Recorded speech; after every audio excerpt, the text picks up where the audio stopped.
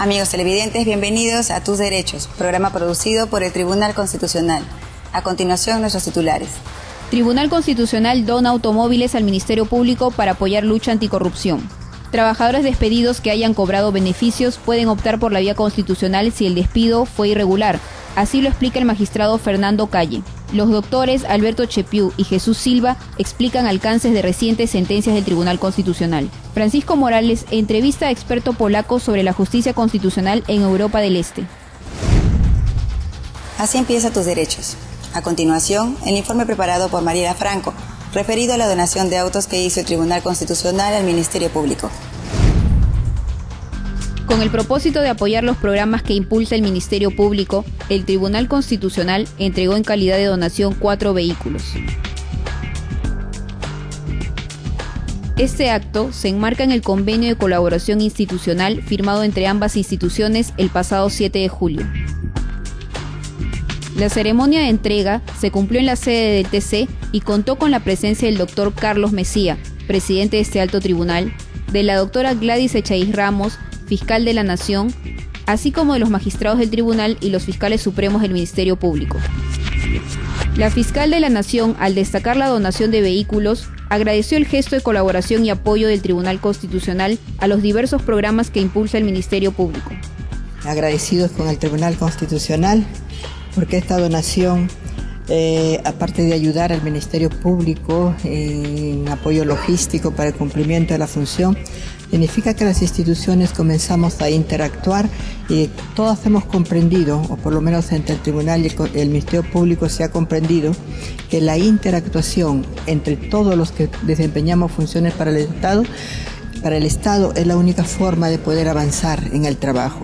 Y si unas podemos ayudarnos con las otras para poder fortalecer o suplir cualquier necesidad, eso es bienvenido y solo así podremos avanzar y caminar. Creo que cuando alguien tiene algo que puede ser de utilidad para los demás y lo da, está demostrando entendimiento, comprensión y además haciendo posible que el Estado como un todo pueda cumplir pueda no solamente cumplir con los usuarios, sino irse fortaleciendo cada vez más. Es el anhelo de todos los ciudadanos y es función de todos los que desempeñamos un cargo dentro del mismo. Finalmente, el presidente del Tribunal Constitucional señaló que la donación de vehículos es una pequeña muestra de la voluntad del TC para colaborar con las instituciones del Estado. Esta es parte o el inicio de un convenio de cooperación entre el Tribunal Constitucional y el Ministerio Público a fin de unir esfuerzos para combatir la delincuencia. En alguna medida ambos formamos parte del sistema de justicia, ¿no? Ellos como titulares de la acción penal y como los grandes investigadores preliminares, y nosotros como intérpretes de la Constitución y a partir de ahí de las leyes penales y procesales penales. De manera de que esto es solo una muestra de lo que puede ser en el fondo una tarea más estrecha, más vinculada en materia de decisiones jurisdiccionales, ¿no?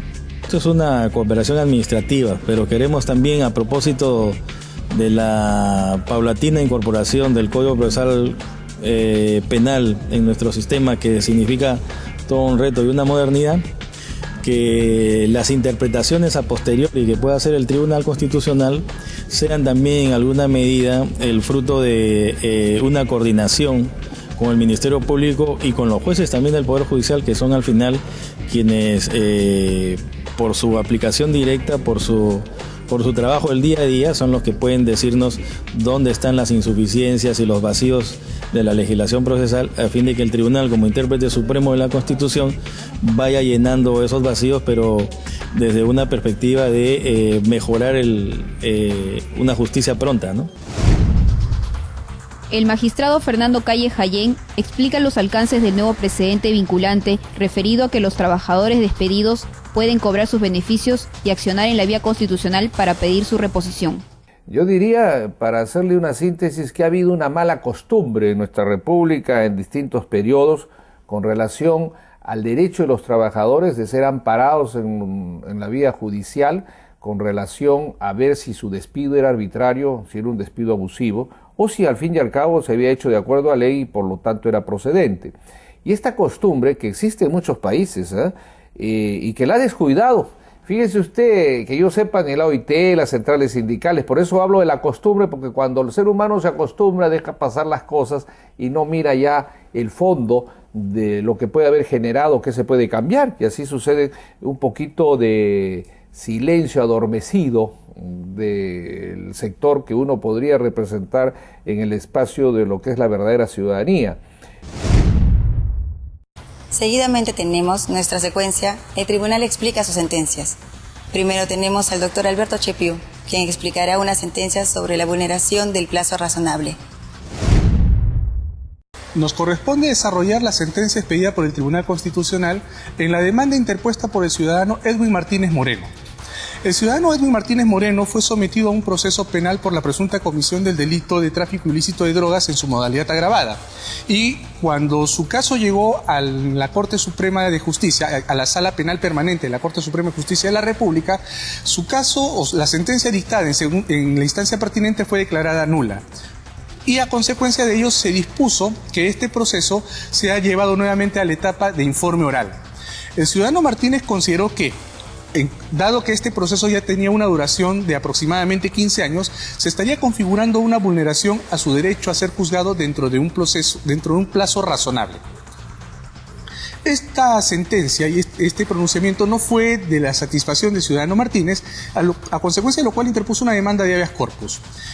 Este proceso de habeas corpus, cuando llegó a segunda instancia, fue resuelto en forma favorable a sus intereses y, en consecuencia, en aplicación del artículo 202, inciso 2 de la Constitución, este proceso debió haber culminado en esta instancia.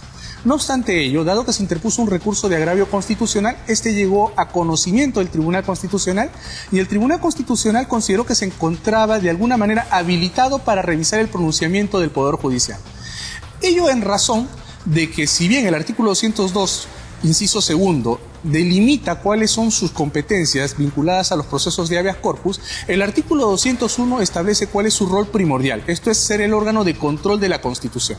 Y ser el órgano de control de la Constitución importa, según lo ha definido también el propio tribunal, velar por la vigencia efectiva de los derechos fundamentales, establecer o dictar mecanismos o pautas para que se respete el contenido de la Constitución y, por otro lado, verificar que los órganos constitucionales y poderes públicos ejerzan de manera adecuada sus competencias y atribuciones.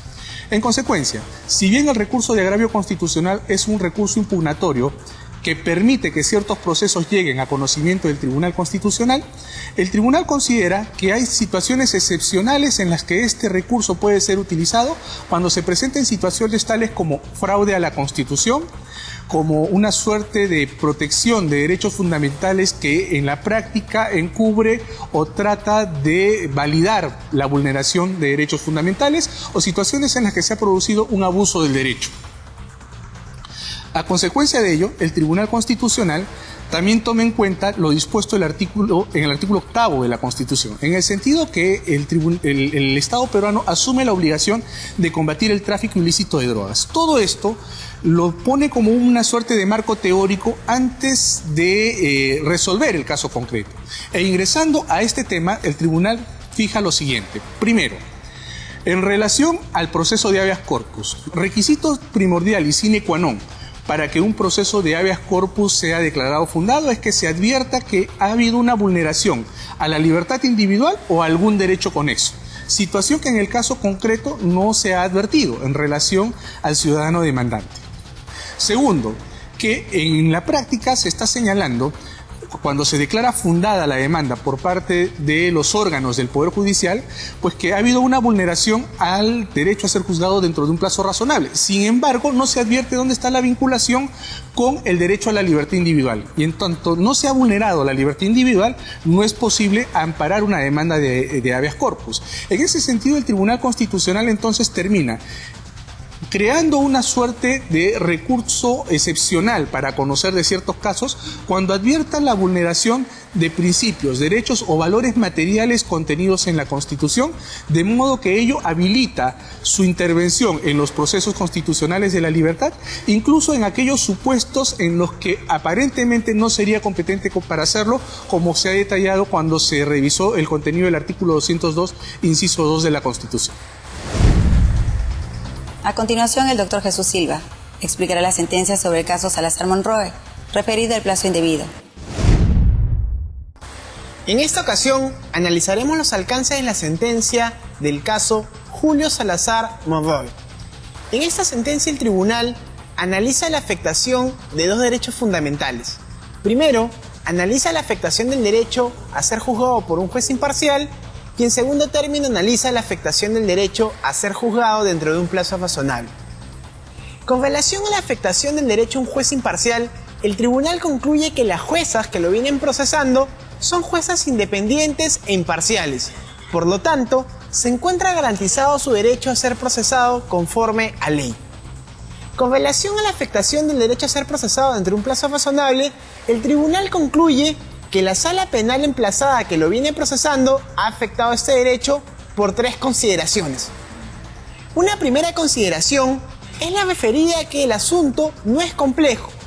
No es complejo en la medida que los hechos por los cuales se le viene procesando fueron determinados durante el periodo de 1995 al 2001. Por lo tanto, el análisis de los ilícitos penales por los cuales se le viene imputando, así como las pruebas de cargo y de descargo, ya han sido aportados durante dicho periodo de tiempo. En un segundo punto, el tribunal analiza que el comportamiento del procesado no ha influido en la demora ni en la resolución del proceso penal, porque no ha tenido una conducta dilatoria ni ha utilizado medios impugnatorios obstruccionistas o manifiestamente maliciosos. Como tercer tema, el tribunal analiza que la demora en la resolución del proceso le es imputable únicamente a la sala penal emplazada que lo viene procesando. ¿Por qué? Debido a que ésta, durante 1 año y 2 meses, acumuló el proceso del caso Barrios Altos a otros 3 megaprocesos de violación de derechos humanos que se le viene siguiendo. Como segundo punto, el tribunal considera que la demora injustificada en la resolución de este proceso le es imputable únicamente a la sala penal emplazada en la medida en que, en casos similares, los ha resuelto de una manera diferente. Como ejemplo de ello, el tribunal determina que en el caso de la Cantuta, al procesado se le inició el proceso en el año 2003 y concluyó en el año 2008, mientras que el proceso del caso Barrios Altos se inició en el año 2001 y hasta la fecha han transcurrido más de 7 años y 6 meses sin que exista una decisión judicial que decida su situación jurídica. La solución del tribunal en este caso es acertada, porque evidentemente había una afectación manifiesta del derecho a ser juzgado dentro de un plazo razonable. Además, la solución de ordenarle a la sala penal emplazada a que decida la situación jurídica del demandante dentro de un plazo de 60 días naturales es conforme con la jurisprudencia comparada, debido a que en Alemania y en Estados Unidos, cuando se comprueba la afectación del derecho a ser procesado dentro de un plazo razonable, la solución procesal es la exclusión automática del proceso o declarar la nulidad del auto de apertura de instrucción o la denuncia fiscal.